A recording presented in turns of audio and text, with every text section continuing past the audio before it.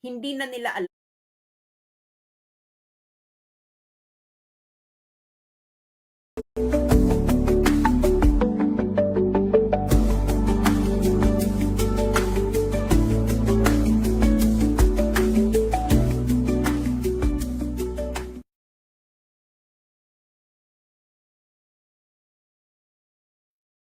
Hello everyone, magandang hapon po sa inyong lahat. Ito po si Sas Rogando Sasot, ang inyong pinaka-favorite na tagalista ng Noisy. Ay nako, no? Itutuloy-tuloy na natin itong ating pasabog. Naglalag ba ako or maayos ba yung video ko? Maayos ba yung video ko? Okay. Eto na.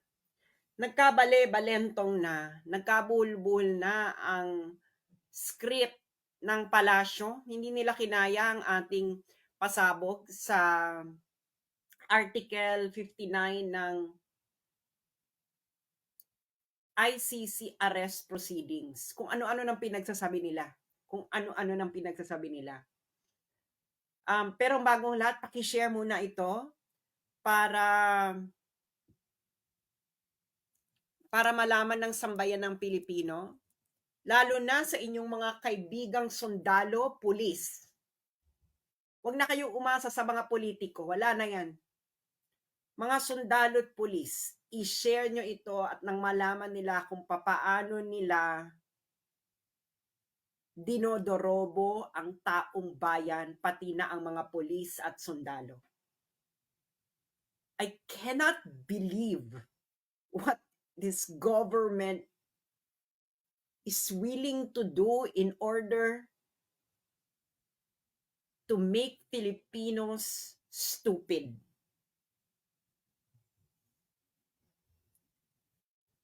Grabe. So paki-share muna, i-share nyo muna ito na malaman ng maraming tao. Okay. Etong naalala nyo, nag-discuss ako ng Article 59 noon. Marami na nakapanood noon. Ano na siya at this moment is mga nasa 1.4 million na. Nasa 1.4 million na. Since yesterday. 1.4 million. At dadami pa because I am correct. At bakit ako correct? Because ito na mga pinagsasabi ng Malacanang. Hindi na nila alam kung anong sasabihin nila. Kayong mga sundalo at mga pulis na nunumpa na poproteksyonan ang konstitusyon, sana makinig kayo at sa kaibuturan ng konsensya ninyo, tingnan ninyo kung ang ginawa ng kasamahan ninyo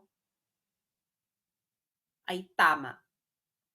Or kung hindi pa kayo niloloko ng gobyernong ito. Mahiya kayo sa mga bayani ng Pilipino na binuwis ang buhay nila laban sa mga mananakop na dayuhan. And what did you do to a Filipino? Your former commander-in-chief, a president, highest approval rating. Isinorender ninyo sa isang foreign power. For what? Pakikita nyo kung gaano kayo ginanya ng mga utak ninyo. Anong klase yan? Nag-iisip pa ba kayo? Or totoo ang sinasabi nila ng average IQ ng mga Pilipino ay 81? Okay. Una, itong si Claire Castrong hitad. Claire, sabi mo, pagdating ni Duterte sa Netherlands, haharap siya sa Dutch court, sa korte ng local court ng Netherlands. At yung local court na yon ang magdetermina kung ang pag-aresto kay Duterte sa Pilipinas ay tama. Yung mga nakikinig ngayon dito, kayo GMA News po. Ganon ang nangyari. Nakita ninyo? Kita nyo? Oh. Yan ba? Tama ba yung sinabi ni Claire Castro? Ginagago na kayo ng harap-harapan, nagpapagago kayo, ipo-post nyo pa ng ganyan. Anong klase yan GMA News? Walang kinikilingan, pawang katotohanan lamang. Matagal na kayong wala doon. Isa na lamang kayong beach baby ni Marcos. Oh, i-discuss ko kung bakit sinasabi to ni Claire Castro, ha. Okay, i-discuss ko. O, anong sumunod na katangahan nila? Eto na, i-share nyo ito nang malaman kung gaano kayo ginagago. Ang sabi ni Assistant Secretary ng DOJ at spokesperson ng Department of Justice, ang naging role daw ng DOJ ay competent judicial authority to attest na lahat ng proper processes ay ginawa. Lahat naman siguro dito nag-Consti 101, no? Kayong mga sundalo at pulis na nakikinig sa akin, nag-Consti 101 naman tayong lahat. Ano yan eh? Kailan ba namin pinag-aralan ng Constitution nung 90s? Fourth year high school kami.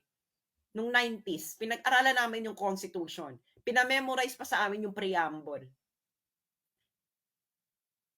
Kailan nagkaroon ng judicial power? Kailan naging napunta sa DOJ ang judicial power? Kailan naging parte ng judiciary ang DOJ? Alam ng lahat na ang DOJ ay under executive department.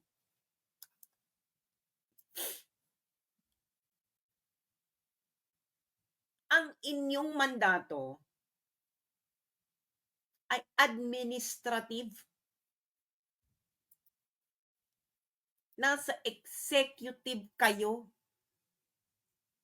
Hindi kayo competent judicial authority. Ang competent judicial authority ay ang nag-i-interpret ng batas.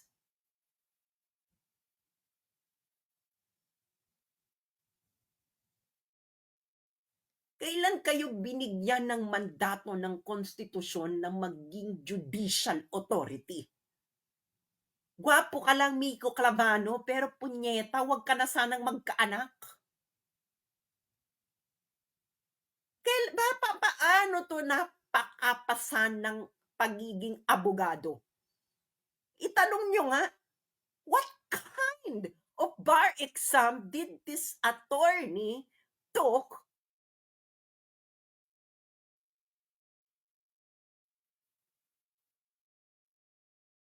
mga pulis at sundalo? Lalo na yung mga matitino, yung tunay pang mga matitino. Nanumpa kayo, di ba, napoproteksyonan ninyo ang konstitusyon? Lalo na yung mga sundalo. So, dapat alam ninyo yung konstitusyon na pinoproteksyonan nyo, di ba? Pag napakita nyo sa akin, kahit sino sa inyo, okay, na ang DOJ ay may judicial power ayon sa konstitusyon, i-court martial nyo ako mga sundalo, pauwiin nyo at i-firing squad nyo ako.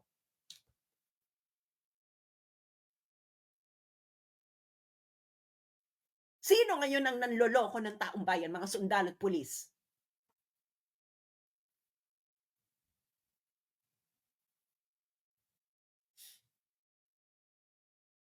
Sige nga, sagutin nyo. Sino? Sino? Yung mga sundalo at pulis, sabihin nyo sa mga anak ninyo, sa mga nanay at tatay ninyo, sino ang nanloloko ng taong bayan ngayon? Pumunta kayo sa libingan ng mga kasamahan ninyong nasawi ang buhay sa pakikipaglaban sa mga terorista. Sabihin nyo sa mga labi nila kung sino ngayon ang nanloloko ng taong bayan. Sumunta kayo sa harapan ng monumento ni Rizal, ni Bonifacio. Sabihin nyo kay Rizal at Bonifacio, Sino ngayon ang nanloloko ng taong bayan? Sabihin ninyo yan. Tanungin ninyo. Tumingin kayo ng diretso sa harapan ng mata ng mga anak ninyo. Sabihin ninyo sa mga anak ninyo kung sinong nanloloko ng taong bayan. At ano ang naging partisipasyon ninyo sa panlulokong yan ng taong bayan?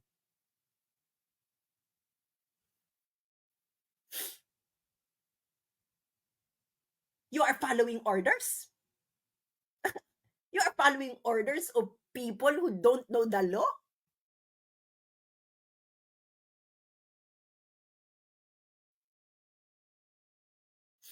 Okay, bakit nila sinasabi yan? Sinabi ko na sa inyo, di ba? Dahil kasi yan dito sa aking naging video. Okay? Papakita ko sa inyo yung video. Sa aking naging video, a day ago. Okay? A day ago.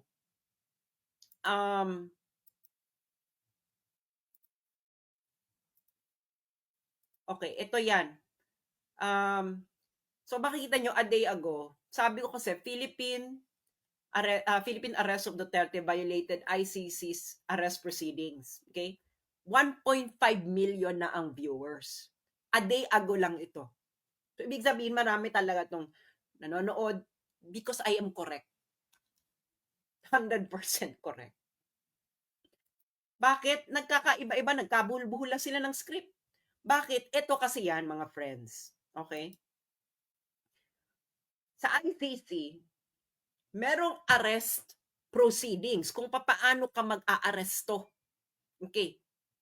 Ilang beses ko na itong dinidiscuss, pero para tumatak sa utak ng mga Pilipino, lalo na may pag-asa pa. Sana may pag-asa pa. Unang step, arrest. May request to surrender or request for provisional arrest, anything, provisional arrest, or surrender. Gagawin mo kung makikipag-cooperate ka sa ICC. Definitely, yung gobyerno ni Marcos nakipag-cooperate. And in effect nila yung arrest eh. Step 2. Ano ang step 2? Ang step 2, babasahin ko muna yung eksaktong English.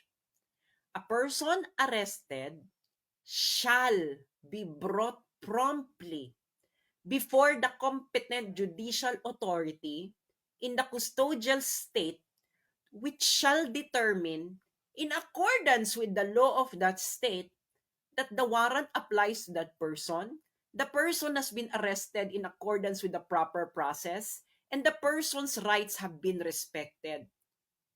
Sa Tagalog, ang isang inaaresto, pagkatapos siya mismong arestuhin, dapat siya ay ihaharap yung inaresto sa harapan ng competent judicial authority ng Pilipinas. Yun ang custodial state eh.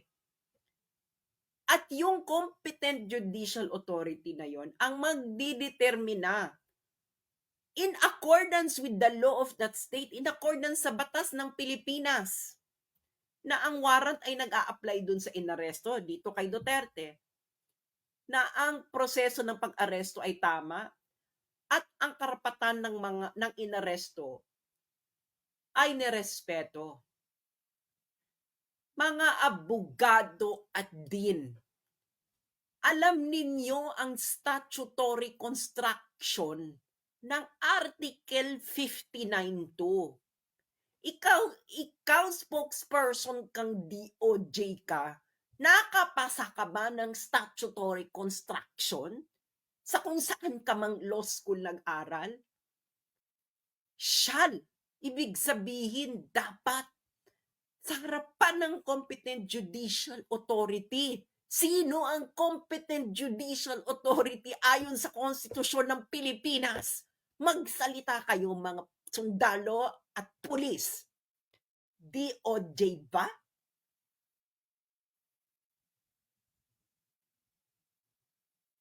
Ano ang gagawin ng competent judicial authority? that competent judicial authority which shall determine in accordance with the law of that state. Ano ibig sabihin ng statutory construction na yan? Pag-i-interpret ng batas. Kasi paano ka magde-determine kung naaayon sa batas yung ginawa kung hindi mo i-interpret yung batas? Sino ang may power under the Constitution of the Philippines to interpret the fucking law? Kailan pa na ang DOJ na under ng executive department ay nagkaroon ng power to interpret the law, to assess whether the rights of the person arrested has been respected? This is not the function of the executive, but by the judiciary. Kayong mga sundalo at pulis na nanumpa sa watawat ng Pilipinas, na poproteksyonan ninyo ang konstitusyon. Alam ninyo ang sinasabi ko. Dahil hindi nyo poproteksyonan ang isang bagay na hindi ninyo alam ang ibig sabihin. Ngayong kayong mga sundalo na nangako na poproteksyonan ang konstitusyon hanggang sa huling kamatayan. Ito ba ang konstitusyon? Ang interpretasyon ng konstitusyon na iaalay ninyo ang inyong buhay? Tumingin kayo ngayon sa mga mata ng inyong mga anak. Sabihin nyo sa mga anak ninyo, ganito, kung kaya ninyo, anak, ang DOJ, ang competent judicial authority sa Pilipinas na ayon sa konstitusyon na aking poproteksyonan hanggang sa aking kamatayan. Kaya nyo? Sa harap, sa mata ng nanay at tatay nyo. Harapan ng monumento ni Rizal, ni Aguinaldo, ni Bonifacio. Kaya nyo? Kung hindi nyo kaya, alam nyo, naglolokohan lang tayo dito. At kung naglolokohan lang tayo dito, ano to, magtatahimigan? Dahil ano?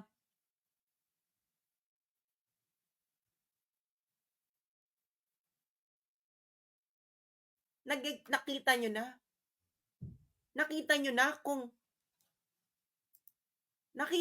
kung ano ngayon ang kanilang, hindi na nila alam kung papaano sila lulusot. Ang ginawa na lang nito ni ASEC Miko Clavano ng DOJ, nag-claim na lang sila na sila yung competent judicial authority na tinutukoy. Bakit mo sinasabi yun ngayon, Miko Clavano? Pero kahapon, ang sabi ni Claire Castro, hindi ang korte ang local court sa Netherlands ang competent judicial authority. Sabi ni Claire Castro, no March 12, ang competent judicial authority ay yung local court. Kasi kaya siya yung competent judicial authority kasi yung korte daw sa Netherlands ang magdidetermina kung ang arrest ay proper. Sabi ni Claire Castro ng March 12. Ngayong araw, sabi naman ni Miko Clavano ng DOJ, ay hindi, sila daw ang competent judicial authority na mag-a-assess na nag-assess ng proper process. Ano to?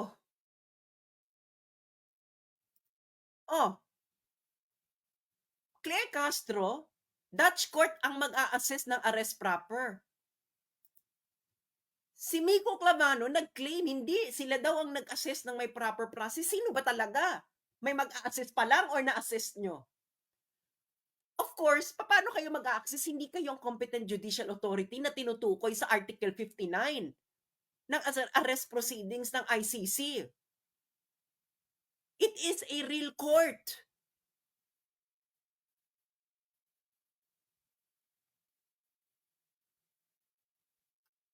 Bakit sila nagkabale-balentong na? Okay. Pinakita ko sa inyo, di ba, yung batas. Okay, hihimayin natin ang batas. Yung pula diyan, yan yung steps ng naaayon sa batas. Step ano lang 'to, 1, 2, 3, 4, marami pa yan, okay? Pinakadulong step is surrender. Okay. Okay, unang step, Article 59.1, arrest the accused. Check. Inaresto si Digong. Check. Ayaw man natin sa gusto man natin o hindi, tama 'yon. Naayon sa batas 'yon. Anong sunod na step? Article 59.2. Kayong mga lawyer, alam ninyo na ang procedural justice, is this a matter first of doing a checklist? Kung yung proseso ay nasusunod, check, check, check, check. That is the first cut of whether understanding whether procedural justice has been done. Saka ka magpapalalim yung substantive. Hindi ba? Oh, check. Arrest the accused. Check. Next step, Article 59.2, iharap ang akusado sa competent judicial authority ng custodial state. Iharap mo sa korte. Saan nyo dinala? Sa Villamor Air Base. Kailan naging korte ang Villamor Air Base?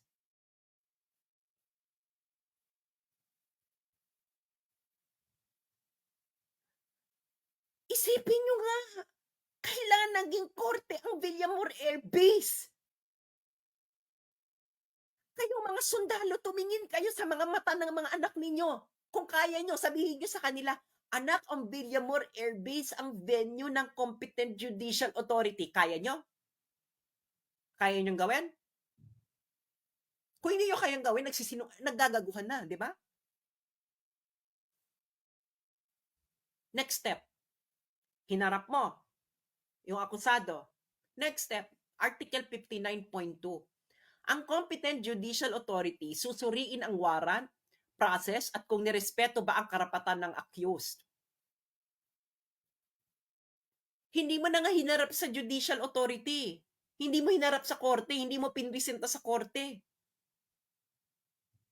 So, paano mo gagawin yan? Anong ginawa nila? Isinakay sa eroplano. Ang ending, umalis ang eroplano. Pero hindi yon. Pagkatapos mong iharap, pagkatapos suriin, ang akusado habang nasa harapan ng korte, ay hihiling ng interim release sa competent judicial authority. Hiling siya ng kasama niya sa karapatan niya ng akusado. Sa Pilipinas pa lang.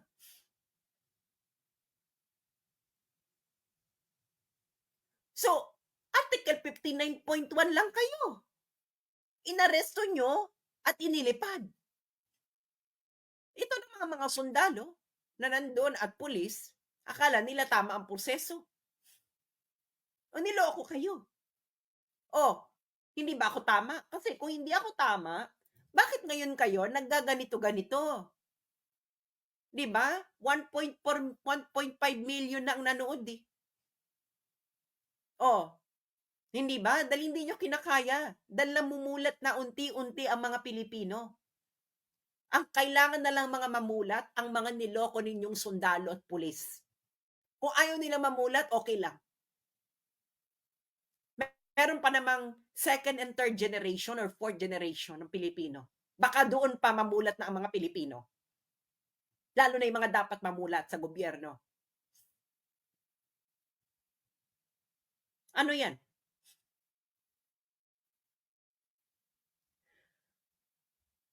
Sinasabi mo ikaw ang competent judicial authority. Hindi po kami engot. Hindi lahat ng Pilipino ay kapos sa pag-aaral. Okay? Ano ang competent judicial authority? Kailangan natin magbigay ng example, no? Para matahimik itong mga to. Okay? Ano ang example ng competent judicial authority? Papakita ko sa inyo, ha? Article 59 process yan, di ba? Okay.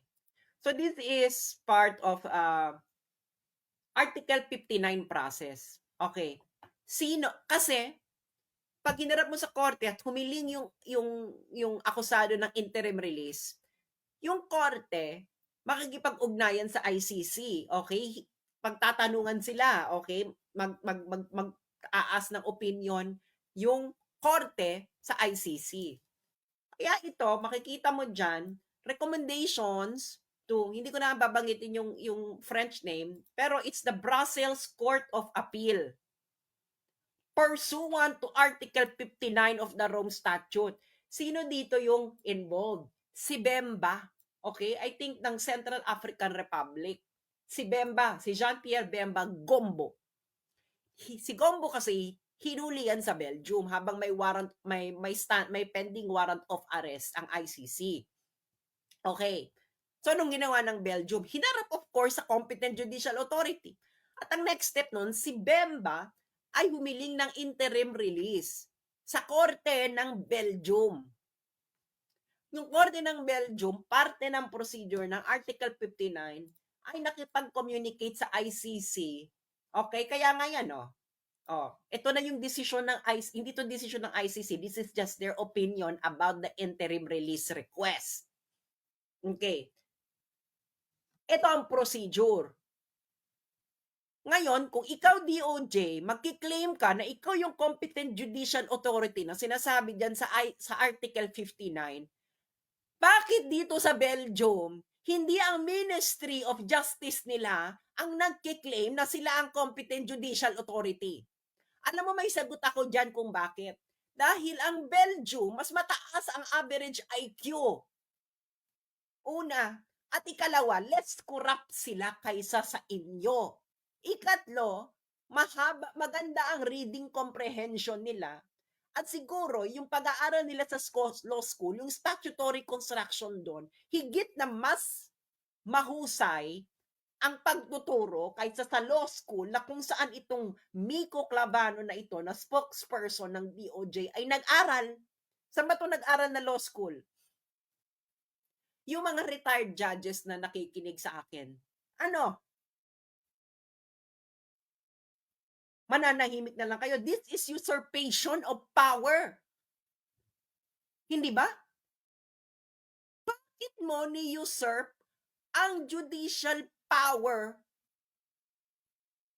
sa institusyon na inatasan na may judicial power ng Constitution? This is an admission of usurpation of authority.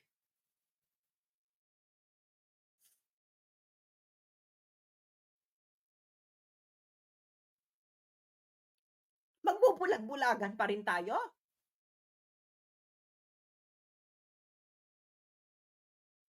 Magbubulag-bulagan pa rin tayo dito?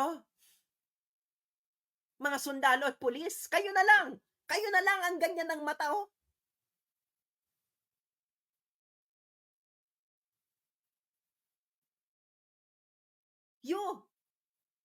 nanumpa, inalay nyo yung buhay ninyo, iaalay nyo yung buhay ninyo para proteksyonan yung konstitusyon. Tapos makikita mo yung nag-utos sa'yo, sila na raw ang competent judicial authority.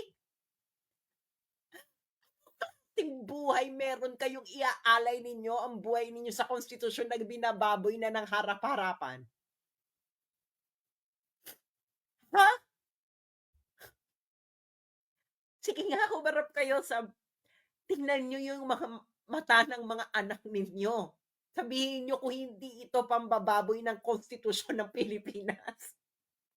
Na kung saan iaalay nyo ang buhay nyo, kayong mga sundalo at pulis na mamatitino pa.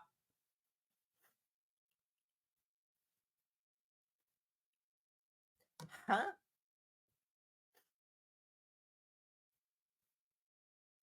Hindi kayo nasusukan dito? Ateneo, taga-Ateneo pala to. Ganito pala ang turo sa Ateneo. Ang DOJ na ang competent judicial authority, nakakahiya kayong Ateneo kung ito ang tinuturo ninyo sa mga estudyante ninyo.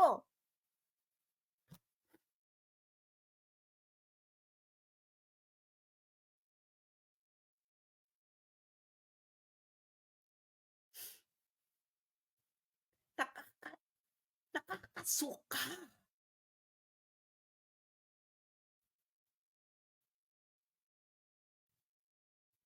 Okay, na-publish na yung secret warrant, okay? Okay. So, i-discuss muna natin yung secret warrant, no? Okay, ano ang sabi? Pinagsasabi sa atin, 6,000, 5,000, 10,000, 20,000, 30,000. Ganyan, di ba? Nabasa ko na ang warrant. Na-publish na nila ang warrant. Kaya siguro hindi nila pina-publish ang warrant, ginawa nilang secret, dahil nakakatawa at nakakasuka. Masisira ang narrative. Bakit? Ito, alleged crimes. Sinuyod ko talaga tong warrant of arrest, buong magdamag kagabi, bago ako matulog. Hinahanap ko yung 5,000, 6,000, 20,000, 30,000 na paulit-ulit nilang sinasabi. Hanggang ngayon sinasabi nila sa Western media. Ito lang ang numbers na nakita ko. At least 19 persons, allegedly drug pushers or thieves, and at least 24 persons, allegedly criminals, drug pushers, and thieves or drug users. At least 19. At least 24. So, at least 43. Grade 3, grade. Kailan tayo nag-fraction, ratio and proportion? Grade 3. At least 43. Ang ipinadadayukdok sa mga tao, buong mundo, at least 6,000 or at least 20,000, at least 30,000. Siguro naman marunong tayo mag-basic math.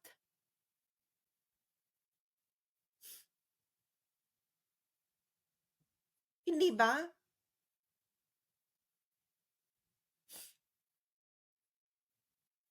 Ano to? At ayan ang alleged crime. Okay? Ito pa. Ano ang kasalanan? Hindi pa mastermind. Indirect co-perpetrator. Puta, hindi man lang co-perpetrator or mastermind. Indirect pa. Sino yung mastermind? Sino yung major perpetrator? Yung indirect? Ano yun? At yung inaakusa nyo pa, at least 19, at take note ha, ang period nito ay 2011 to 2019, 8 years. Sa 8 years na yon, kailangan tayong magsabi na ito ay crimes against humanity dahil may at least 19 persons na drug pushers at thieves or at least 24 na drug pushers at thieves na nategi. Wow! Pero, anong binabalita nila? 6,000, 20,000, 30,000, hindi siya ang may kagagawan. Hindi na nakalagay sa warrant. Granting na tama atong warrant of, kung granting na, assuming for the sake of argument na, okay, ano ko, sige, usigin mo. Nasaan yung 6,000 mo? This is propaganda. Wala na silang mahanap, nag-imbento, gumawa ng 19 at 24, at dahil hindi nila malink, ginawa na lang nilang indirect co-perpetrator. Pero sa buong taon, anong pinagsasabi ng mga Western media at itong mga kakamping? Yellow? Siya ang mastermind. Bakit ang warrant of arrest mo, indirect co-perpetrator?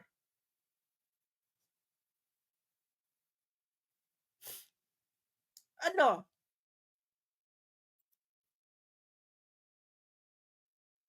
Hindi kayo nasusuka. Ito pa, papakita ko sa inyo.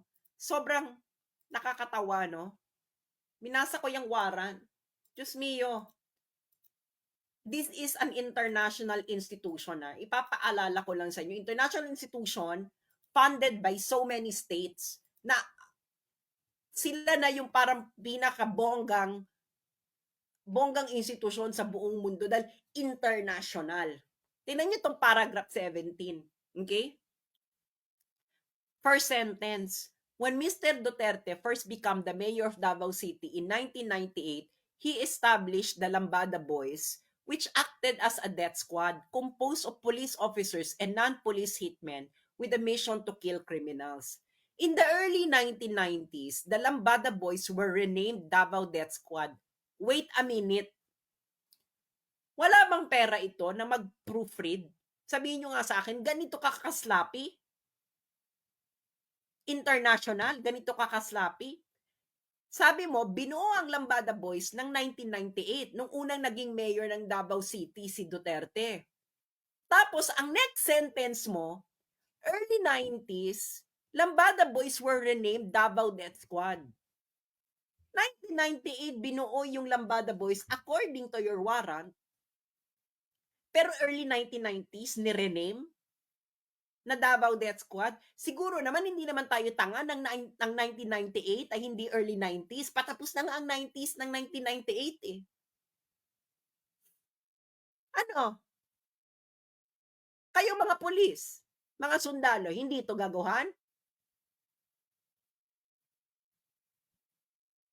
How can you be this sloppy?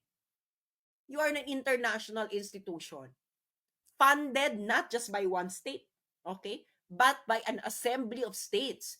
Yung mga nandyan pa sa ICC, ha, mga nagtapos pa yan ng napakagandang universidad sa buong mundo. Kung ito pa lang ay hindi mo makita, mga lawyers, no? Alam to ng mga lawyers. Ang mga lawyers talaga yan, matindi talaga yung magbusisi, sentence by sentence. Pero ganito kakaslappy. First sentence pa lang, in 1998, he established Lambada Boys. Next sentence mo, in the early 1990s, the Lambada Boys were renamed Davao Death Squad. Wala kang proofreader? Wala kang editor? Ano to, madalian? Ano to, parang finish or not finish, pass your paper? Na essay? Ano, naglolokohan na tayo? Ha? Tingnan mo naman. Last sentence. This agreement had the aim of addressing the growing criminality by killing criminals in a covert and secret manner without sticking to the basic law enforcement or investigation. Ang huling clause, which had allegedly proven ineffective in eliminating or reducing the crimes. Tatagalugin ko, ibig sabihin yan. Yung mga lawyers natatawa na siguro dito.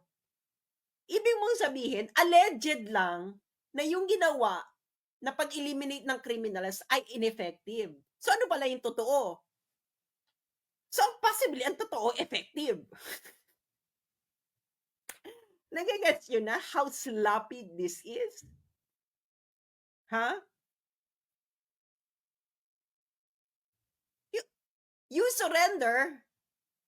Kayong mga sundalo at pulis, you surrender your former commander-in-chief, the most beloved Philippine president in recent memory, highest trust rating, highest approval rating,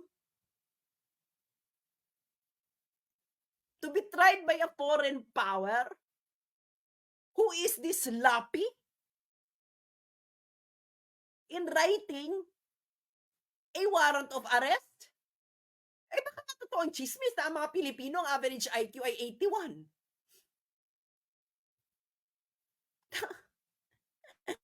Tapos,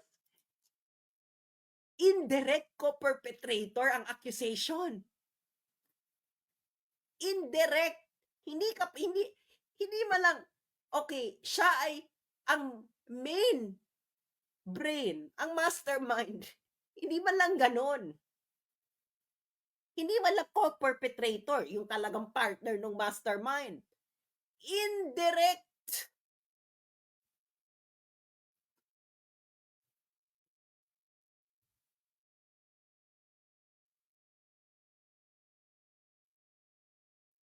Ano 'to? Tapos ang alleged crime at least 19 and at least 24 na indirect co-perpetrator?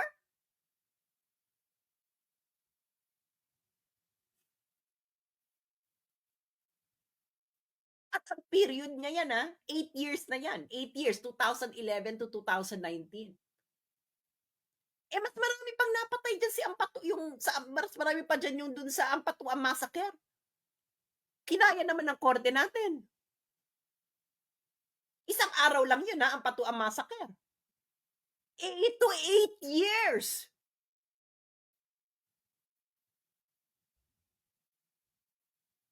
8 years itong figures na 'to.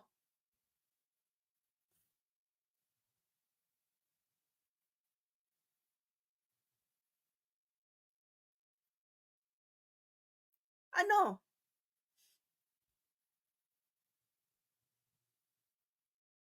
in 8 years at ang kanilang accusation ay indirect co-perpetrator. At least 19 persons and at least 24 persons sa 8 years na yun from 2011 to 2019 na nakalagay diyan na period ng coverage nila.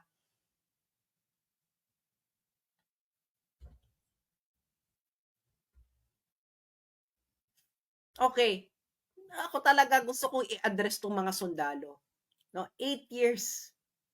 Naalala niyo 'to? Kayong PNP, naalala niyo 'to? 2019 nag-request kayo ng Interpol Red Notice laban kay Joma Sison na nandun sa Netherlands para i-surrender siya ng Netherlands. Ibinigay ba, sinurrender ba ng Netherlands sa inyo si Joma Sison? Ha? Naging katulad ba siya ni Bongbong Marcos na we have to fulfill our obligation to the Interpol because we are a leader of a democratic country in an international community. Nagganon-ganon ang Netherlands? Ha?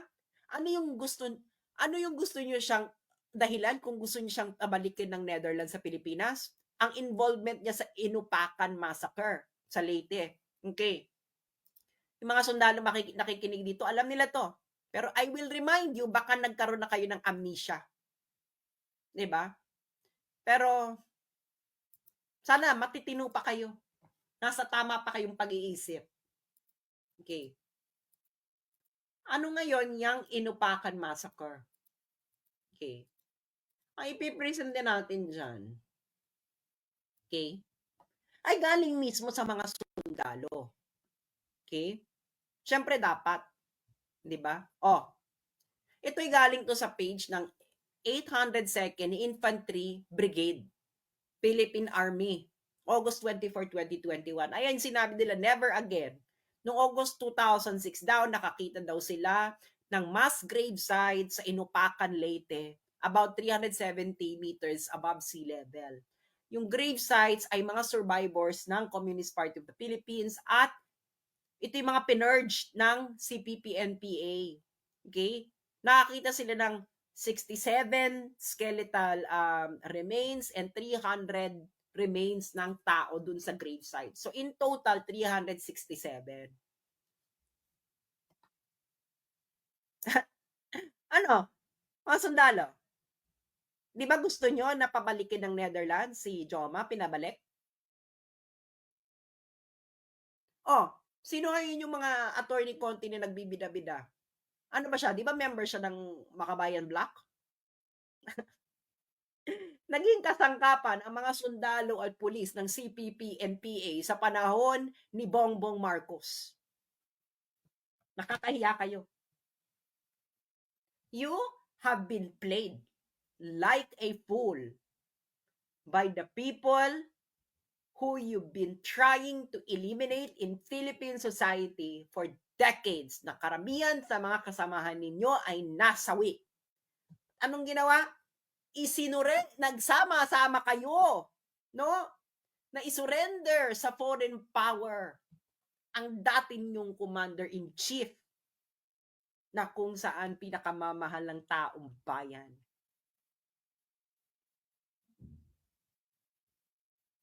how are you going to justify this in history?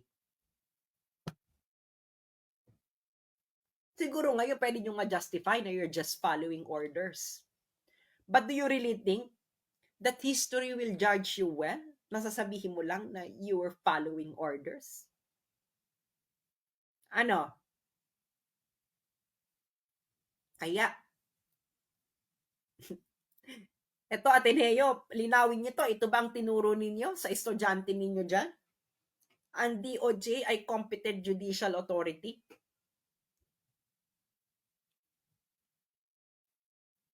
Iyan na yon. Kakahiya.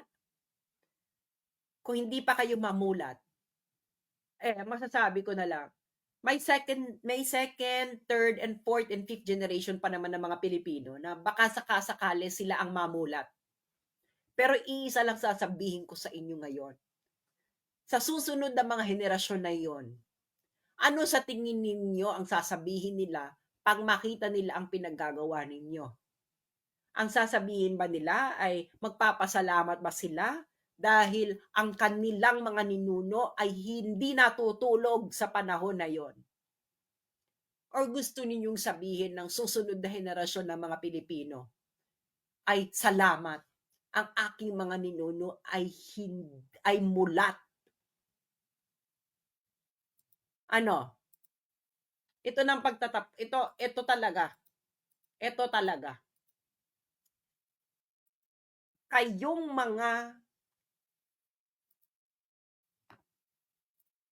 mga Pilipino, okay? Lalo na yung mga nagbubunyi, ganyan. Gusto ko lang ipaalala sa inyo ito.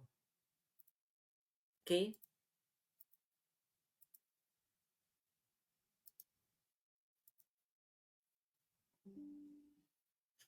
Yan. Naalala niyo si Tony Blair. So, dati siyang British Prime Minister. Noong 2003, kasama ni Bush, in-invade nila ang Iraq. Binomba nila ang Baghdad. And that war was illegal. Maraming nasawi. And take note, hindi sila tumutugis ng adik, ng kriminal. Sila ay they are just really killing Iraqis, innocent Iraqis. Ang kailangan lang naman nila si Saddam Hussein. In 8 years, ang namatay sa Iraq ay at least 300,000. Itong si Tony Blair, okay? War crime yun eh. Illegal yun eh. Alam nyo ba ang ICC, ayaw siyang i-prosecute. 300,000. 8-year period, 300,000. At least 300,000. Tapos sa warrant of arrest nila kay Digong, itong si Tony Blair, mastermind talaga siya nung Iraq War.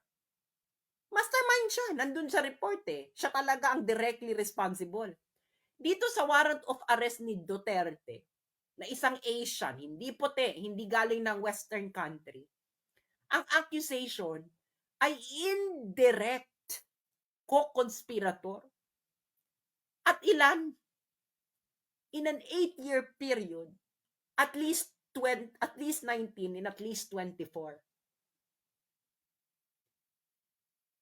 Kung matitino pa kayong mga Pilipino, sana alam ninyo kung ano ang ibig sabihin nito.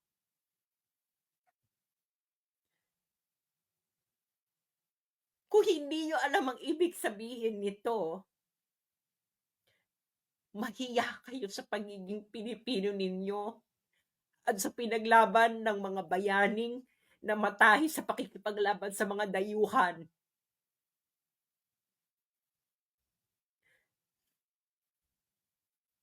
Kung hindi nyo alam kung anong ibig sabihin nito, mahiya kayo sa mga nagbuwis ng buhay ng napakaraming Pilipino laban sa mga dayuhang nanakop sa Pilipinas. Huwag kayong humarap sa monumento ni Rizal o ni Bonifacio. Mahiya kayo kung hindi niyo alam ang ibig sabihin nito. Kayong mga sundalo at mga pulis, mahiya kayo sa ginawa ninyo. Mahiya kayo sa mga ninuno nating nagbuwis ng buhay nila sa pakikipaglaban sa mga dayuhan. Nakikita ninyo ang diferensya? Yung puti, pumatay, 300,000, mastermind siya ng invasion of Iraq. Hindi man lang kriminal yung mga nandun. Ayaw i-prosecute ng ICC. Yung presidente ninyo, ang tinutugis ay kriminal, adik, drug pusher. Ang akusasyon, indirect co-conspirator, at least 19 and at least 24. Yung isa at least 300,000, ayaw mong i-prosecute. Kung hindi nyo alam ang ibig sabihin dito, mahiya kayo sa pagiging Pilipino ninyo. Dahil hindi nyo alam kung anong nangyayari sa mundo at kung anong ginagawa sa inyo ng mga dayuhan. Bilang Asyano at bilang Pilipino. Nagbubunyi ngayon ng ICC dahil meron silang First Asian. Ano? First Asian, nagbubunyi ka? Pero yung Tony Blair, at least 300,000, hindi ito tumutugis ng kriminal, ha? Binomba nila ang Iraq. Illegal yung gera na yun. Maya kayo sa inyong pagiging Pilipino kung sa tingin ninyo ito ang itsura ng katarungan. Mahiya kayo.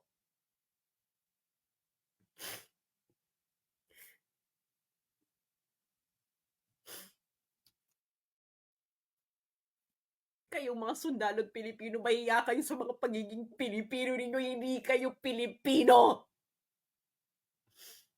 Kayo ay mga tuta ng dayuhan. Hindi nyo nakikita to? Kung anong itsurang ano to? Ha? Tapos, sasabihan ka ng ganyan? Bababuyin yung konstitusyon mo? Harap-harapan na? Bulag kayo? Mahiya kayo sa pagiging Pilipino ninyo.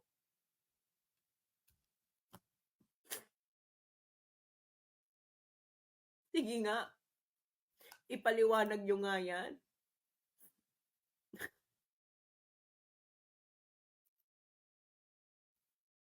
This is for the motherland.